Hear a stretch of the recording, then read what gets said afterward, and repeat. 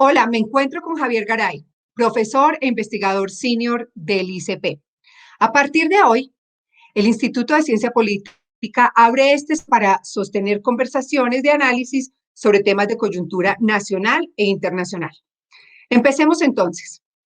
Javier, en medio de esta crispación social, de toda esta angustia, de toda esta desinformación, ¿podría uno inferir que las razones que motivan las manifestaciones son la pobreza y el desempleo?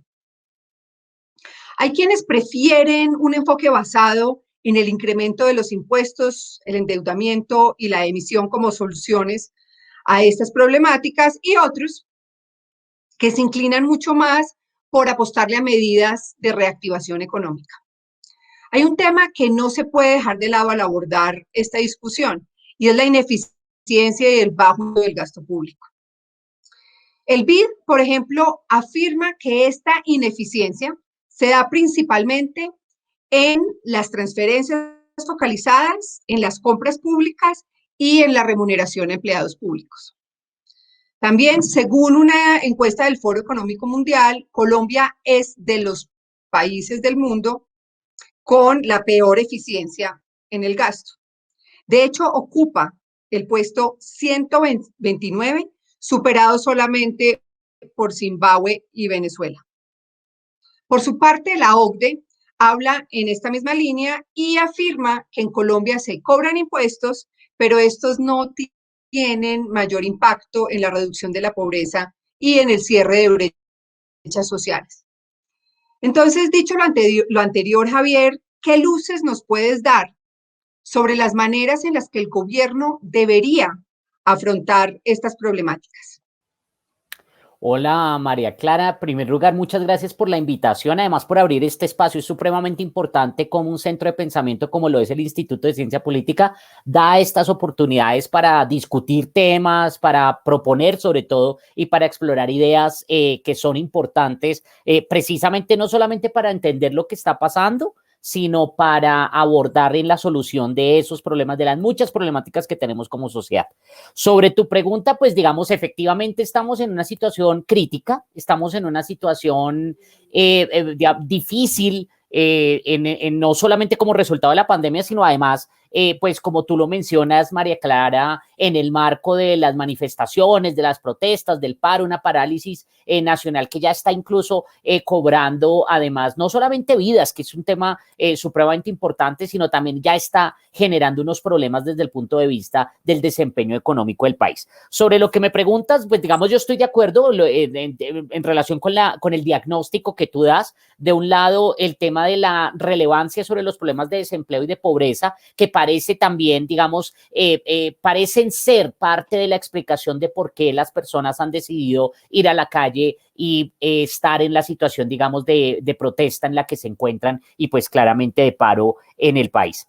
En segundo lugar, sobre lo que mencionas, y creo que tiene una relación directa con el actuar y digamos el tipo de Estado que tenemos en Colombia, ¿no? Un Estado con unas dificultades en términos del ejercicio del poder, de la visión misma del poder y la estructura como se ejecuta y se lleva a cabo la función y la acción misma estatal, y eso se ve reflejado, como tú mencionas, en esos problemas de eficiencia, no solamente del gasto público, sino además de el tema del impacto de ese gasto en términos de la solución de unos problemas como el tema, por ejemplo, de reducción de desigualdad, por lo menos en términos de ingresos, como has señalado en algunos de esos indicadores.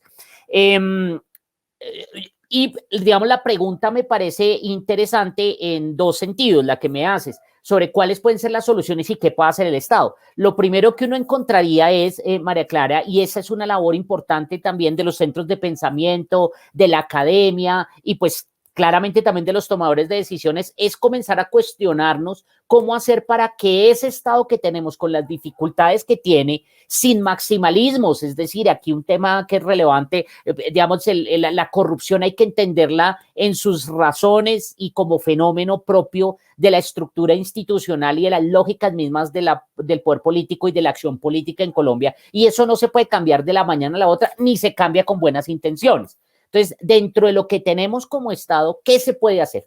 Y ahí yo creo que hay varios elementos que uno tendría que tener en cuenta. Lo primero es el tema de unas reformas que son urgentes, unas reformas que de todas maneras van a ser muy difíciles. Fíjate que precisamente una de las causas, yo no creo que sea la única, pero una de las causas que nos tienen en esta situación es el tema del intento que hizo el gobierno nacional de hacer una reforma al sistema tributario. No era solamente una reforma tributaria, sino al sistema tributario colombiano y generó mucha resistencia, ¿no? Pero hay unas reformas que están pendientes y yo creo que hay dos que son bien importantes, que de hecho el instituto ha estado al frente de ello, el tema de la reforma laboral y también el tema de la reforma pensional. Son reformas que es necesario hacer y que yo creo que van a ayudar o podrían ayudar en términos generales para lo segundo que hay que hacer, que es el tema de la generación de oportunidades para ese tema de movilidad social, ¿no?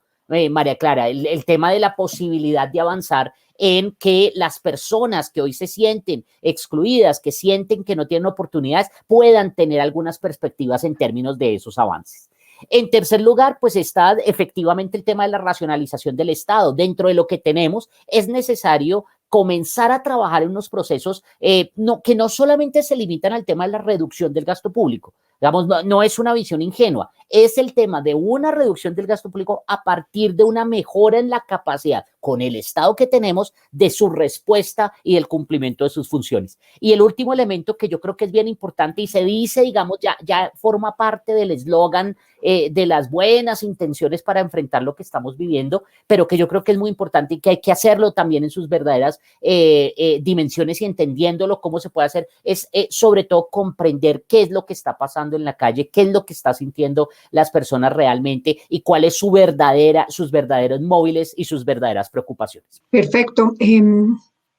Javier, hay algo que se escucha en la calle permanentemente y es que la fuente de los problemas, la fuente que ver con la desigualdad de ingresos que existe en Colombia. ¿Qué piensas tú? ¿Tú crees que la desigualdad es, de hecho, el principal problema que aqueja a Colombia? Bueno, María Clara, esa también es una pregunta, mejor dicho, que tiene muchísimas dimensiones, ¿no? En efecto, y yo creo que es una lectura que se ha hecho y que se ha hecho de manera incluso interesada, y por interesada quiere decir que hay unas lógicas y unas visiones que llevan a que interpretemos los fenómenos de cierta manera.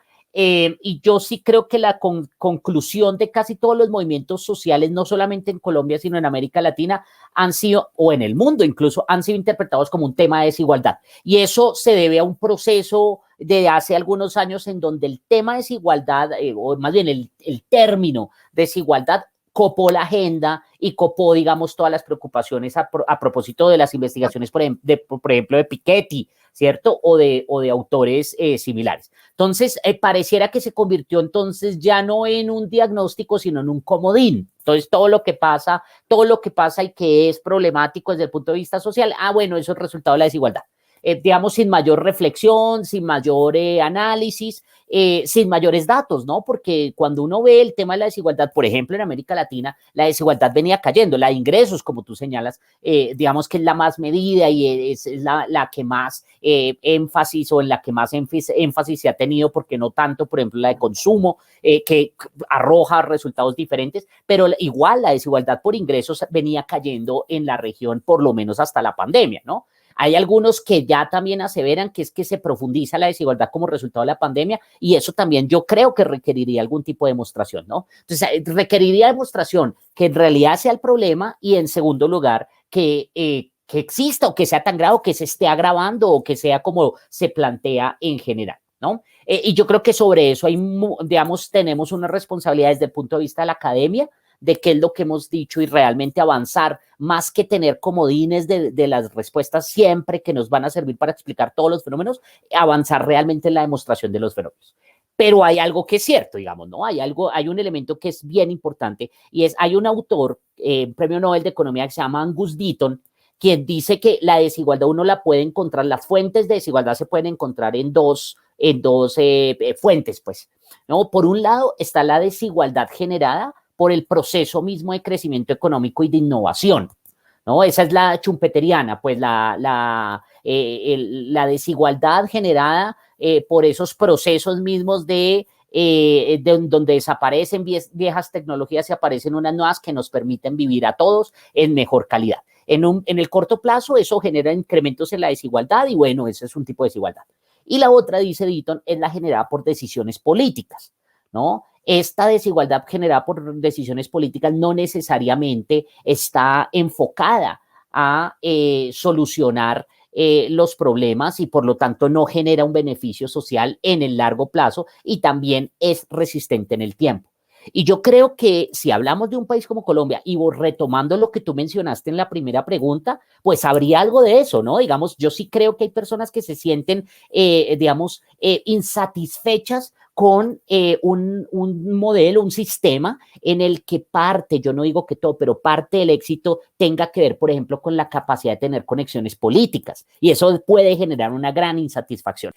Ahora bien, una cosa es esa interpretación, esa generación de insatisfacción y otra cosa es como tú me preguntabas si realmente es el problema y yo creo que no.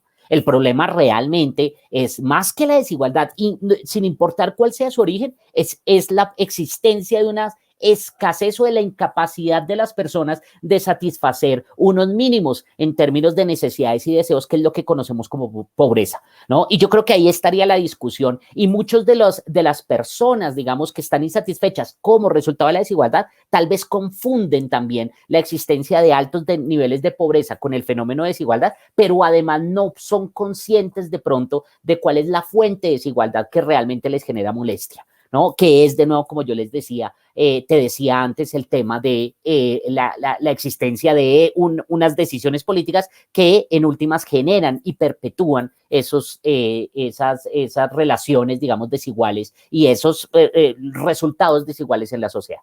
Javier, de todo lo que acabas de mencionar, se podría afirmar, digamos, si uno mira los casos de éxito a nivel internacional de países que lograron superar esa brecha de desarrollo y pasar de lo que se llama el mundo del desarrollo al primer mundo, ¿tú crees que lo lograron atacando la desigualdad o con un enfoque en generación de riqueza y, digamos, de acabar con las barreras para la movilidad social? Ok, no, definitivamente, María Clara, digamos, y eso está íntimamente relacionado con lo que estábamos diciendo, es que si uno encuentra que en realidad la desigualdad, digamos, problemática, si se quiere, ¿no? Para ponerle adjetivos, si la desigualdad que se convierte en un problema es la generada por decisiones políticas, pues uno tendría que decir, claro, ¿qué es lo que hay que hacer ahí? Pues reducir esa capacidad de esas decisiones políticas de afectar los resultados y el desempeño en la sociedad.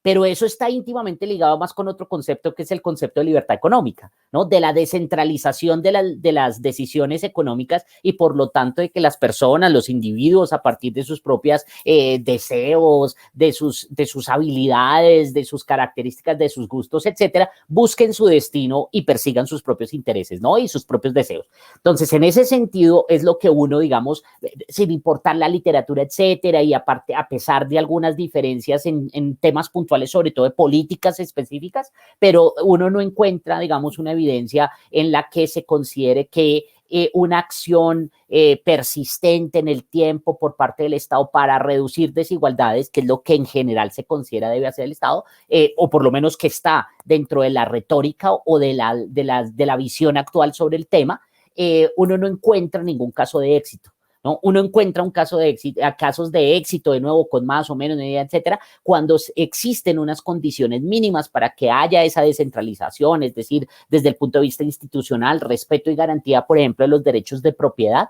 pero sobre todo también que las personas puedan hacer y perseguir lo que yo decía antes, sus deseos de manera más libre y autónoma, sin las decisiones y la interferencia del Estado. Entonces, esto para decir que definitivamente no hay ningún caso de éxito de una sociedad en el que primero se dedique pues a acabar con todo tipo de desigualdad, que además es algo imposible hacerse. Digamos, en los casos extremos en donde se ha intentado, ni siquiera en esos casos hay una eliminación de la desigualdad. pero además realmente nunca han sido exitosos como sí lo han sido aquellos que se enfocan es precisamente en la superación de situación de pobreza de las mayorías. Bueno, Javier, muchísimas gracias. Los invito a que esperen la próxima entrega de este espacio de conversación desde el ICP sobre temas de coyuntura. Gracias por acompañarnos, Javier. No, muchas gracias, María Clara. De nuevo te Hasta felicito al luego a instituto por este instituto. Muchas gracias y pues no, nos estamos viendo y seguiremos conversando acá sobre diferentes temas.